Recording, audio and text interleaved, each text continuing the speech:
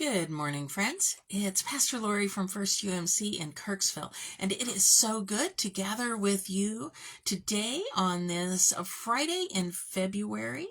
I looked out my window and there's snow. It's winter again this morning, even though it was spring all week, and it looks like it's going to be spring next week as well. So we have snow today, so if you enjoy snow, this is your time to enjoy it. We are also now in the season of Lent. We had Ash Wednesday on Wednesday with that call to remember that we are dust, and to dust we will return. And while that seems somewhat somber, especially the way it fell on Valentine's Day this year, it's also that reminder that it's not just a reminder of our mortality, it's the reminder that God is with us throughout every moment of our life's journey. And that is part of what the record in the scriptures is people in different times and places having these encounters with the divine, these encounters with God, and the ways that they got that really right, the ways that they got that really wrong, some of the ways that they could understand at the core, at the best of God's love and heart for justice, who that was and how to live. And it's also stories about ways that people misunderstood that. They took their own culture's ideas about what power and what power meant, and translated God's love through that. So it's, if you've ever wondered a little about how the stories of the Bible seem so very different, it's not that book just giving instructions about the way things should be. It's also telling the stories of the way things are. And that includes the fact that as humans, there will be times, yes, that we get it really right. And there will also be times that we get it really wrong. And that sometimes has awful consequences. But as we go into Lent, one of the things we're looking at, and that we'll be looking at this Sunday, actually, the first Sunday in Lent, is the way God keeps meeting us along the way. The way God meets us at the edges of the wildernesses. The way God meets us through baptism. Hint, we're going to get to have a reaffirmation of baptism this Sunday. So whether you're joining us in person or online, you can look forward to that. And if by chance you've never been baptized or don't know if you've been baptized and want to talk to one of us further about that, we'd welcome that conversation about the way God meets us through the waters of baptism.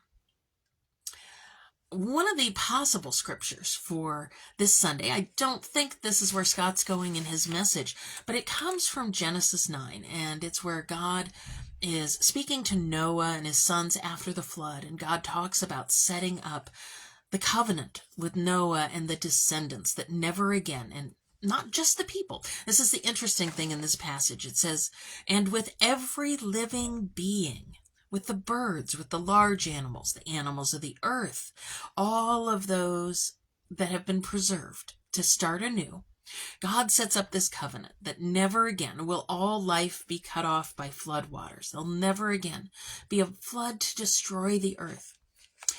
And that promise comes with a symbol, with a visible reminder. The rainbow. Right?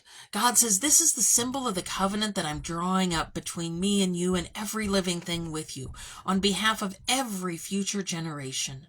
I have placed my bow in the clouds. It will be the symbol of that covenant between me and the earth. And here's the beautiful part. This is a symbol that comes in the rain.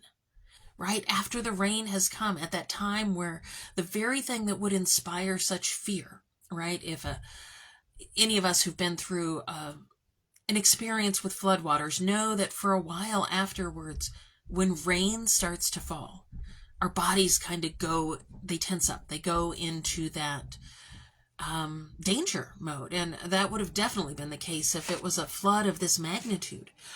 And so God says, here will be this sign. Here will be this reminder that sneaks in the midst of the clouds. That reminder that no, this is not that. That won't happen again. That was the past. Instead, the bow will be upon the clouds as that reminder of the enduring covenant between God and every living being of all the earth's creatures.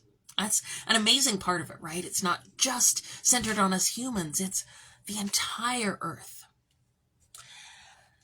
So, yes, when we see rainbows, for many of us, that is a lovely moment. It is one of those things that maybe those have been kind of like little breadcrumbs in our trail of how God meets us where we're at.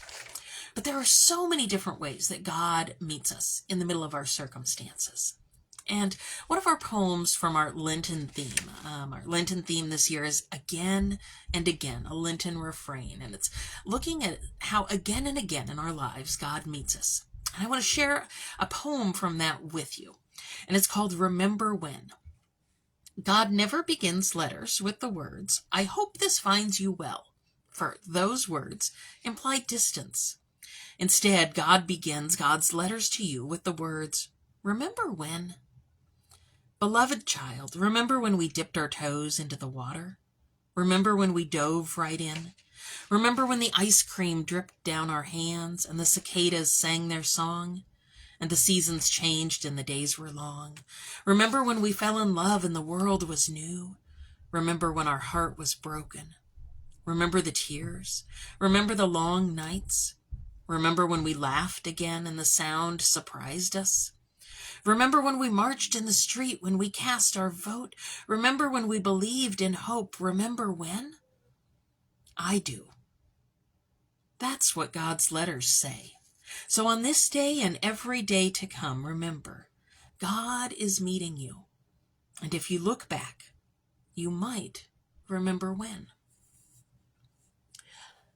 And so I'm curious, when God has met you in your life, what has that looked like for you?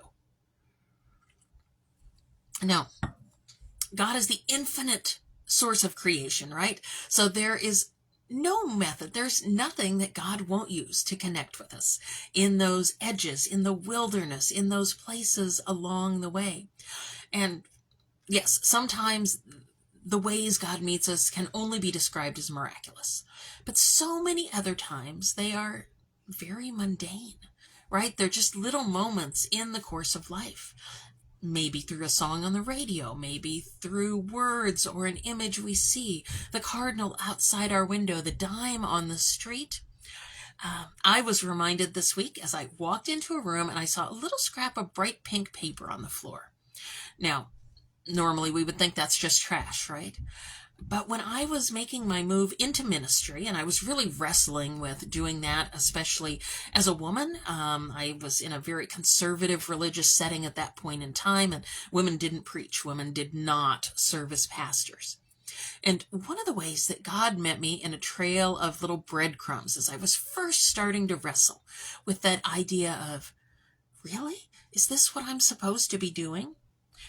God met me with a series of little bright pink things, and I've still got some of them in a bag, and most of them are kind of mundane. There's a pink Sharpie cap. There's some bright pink string. I have a little bright pink feather because one of the things was I was down at Camp Geota doing a retreat, and as I went for a walk around the lake there, it was... It looked a lot like this outside. It was still early spring, late winter. I think it was the beginning of March.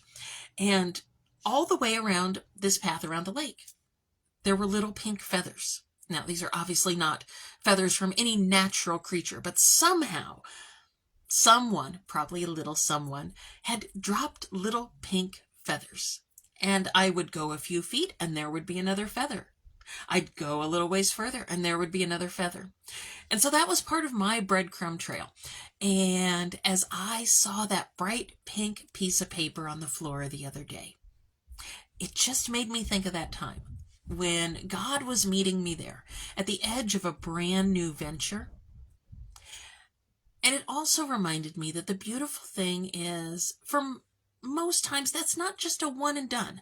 Now, the big miraculous things, right, we're maybe lucky if we get one, maybe two of those in our lifetime, if that. But the little ways that God meets us along the way, right in the middle of our daily lives. That can happen again and again and again. It can happen anytime we face transition. It can happen anytime we're on the edge of a change, whether that change is one we want or one that we don't. However that comes, God meets us again and again. God meets us through the words of Scripture. God meets us through the people around us, both those we know and sometimes through strangers. And so today, I would just encourage you, remember when? Where are those times that if God were writing you a remember when letter, what would come up for you?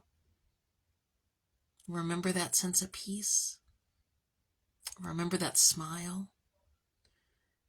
Remember that in the midst of heartache, somebody showed up with a pan of brownies. What are your remember when moments? Because you are a beloved child of God. That, yes, created from the beautiful dust that the heavens and the galaxies and the cosmos are also created out of. And yes, one day we'll all again be dust, and God will be with us every moment along the way. So friends, we hope to see you on Sunday. We hope to worship with you either in person in the building or online. If you're joining us online, you might want to have a little bit of water with you for that, remembering our baptisms. So take care, friends. Go in peace, and I'll see you here again next Friday.